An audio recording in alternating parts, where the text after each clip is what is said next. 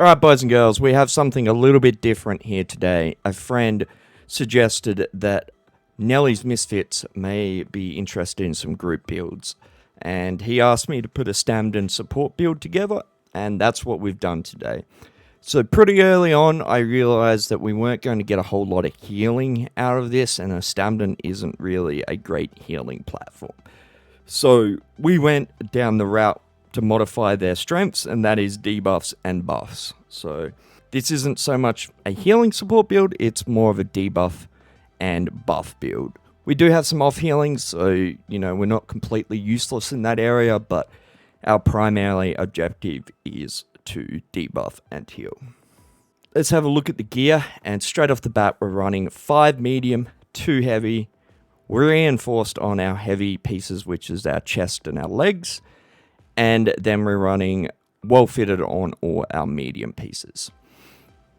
So our monster helm is magma, very solid group utility set, giving the group weapon damage and resistance. So very, very good all-round set there. And then we are running a front bar set and a back bar set. On our back bar, we're running Powerful Assault. Whenever you use an assault ability, you grant you and your group members 300 weapon damage and spell damage, so very strong. We're basically giving 600 here weapon and spell damage to our group with our magma, so very good.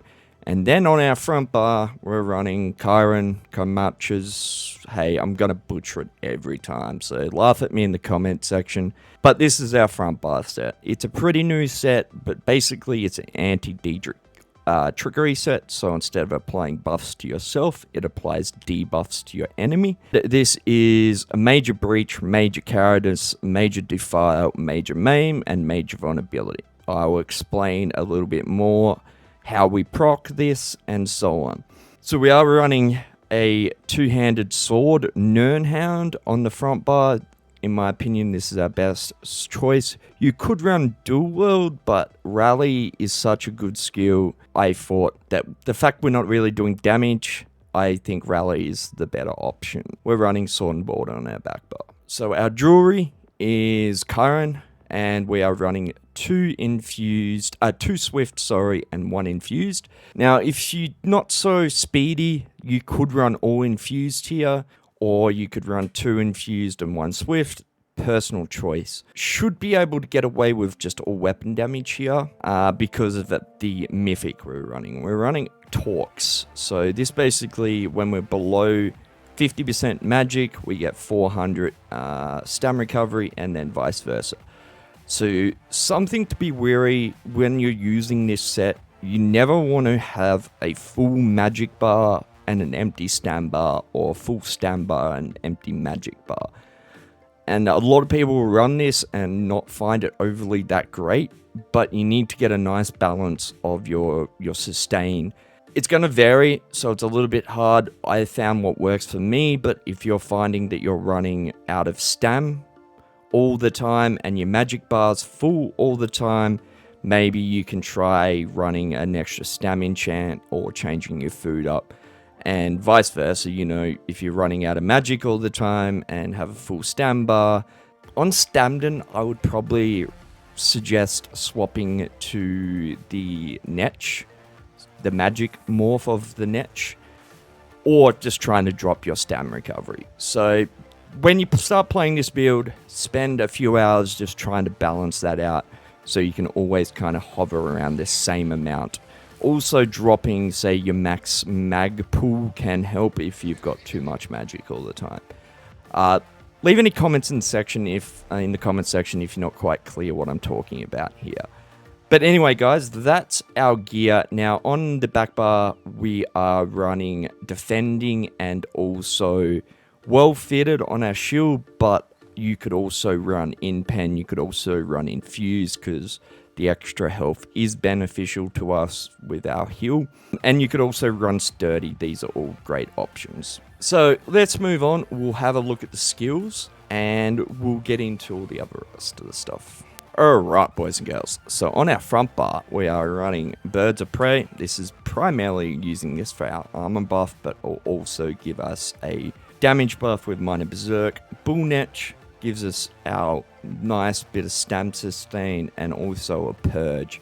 So this purges every 5 seconds, but you can spam this. So basically, if you've got all your heals up and you've got nothing else to do, basically hit Bull Netch. When I play my Stamden, if I've got nothing to do, I sit there spamming Bull Netch. Obviously, if you're not in combat, you don't need to, but in combat, sit there, spam this bad boy. Sub Assault, so this is going to help proc our front bar Chiron set, and you can also proc it with light attacks, but if you keep this up, you'll be fine. You'll consistently keep debuffing your enemy. And then Soothing Spores is one of our heals. Just a decent little heal.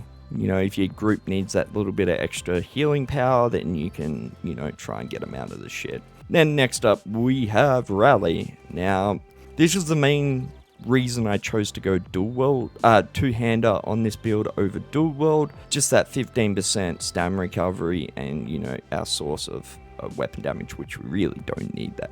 We're primarily using this for our burst heal and also for that minor endurance.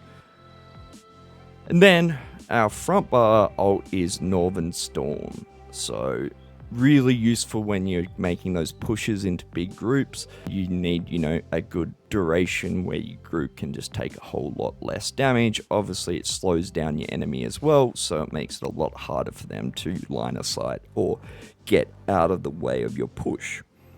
Then on the back bar, we're running Resolving Vigor. Not much to say about, everyone knows the skill. You can swap this to the group healing morph of Vigor. I just found that trying to keep yourself alive and keep your debuffs and your buffs going out is a little bit more important than having a slight little bit more of a group heal. That is a personal choice. If you want to go the group morph of this, then Arctic Blast. Now this is just a really good heal. And the fact that it uses our off stat, so it uses magic, if we are low on stam, we can still have a heal for our magic. This can also help balance our stam and mag pools out if you're having issues with too much mag. Next up, Ice Fortress, one of the best defensive skills in the game, gives us 6,000 spell and physical resist, and also gives us minor protection and lasts for a long time.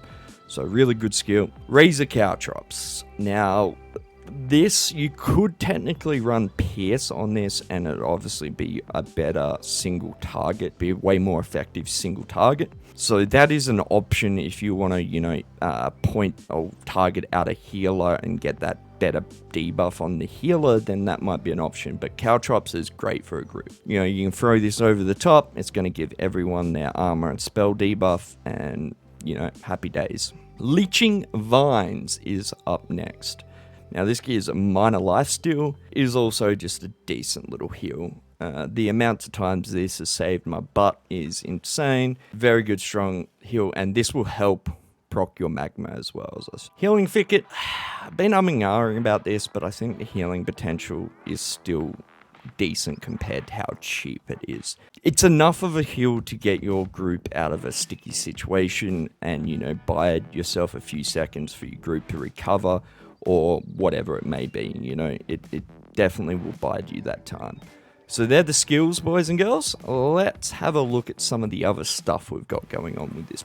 Alright, some of the other stuff you guys need to know is the CP, Focused Mending, Slave of Renewal, In Living Overflow, Hope Infusion, and then in the red we're running Survival Instincts, Bound Vitality, our Speed CP, and then Pain's Refuge. I highly recommend playing around with different CP setups, and you know, it doesn't really cost much and it's kind of more of a personal thing, so playing around with different CP setups is something definitely I would advise doing.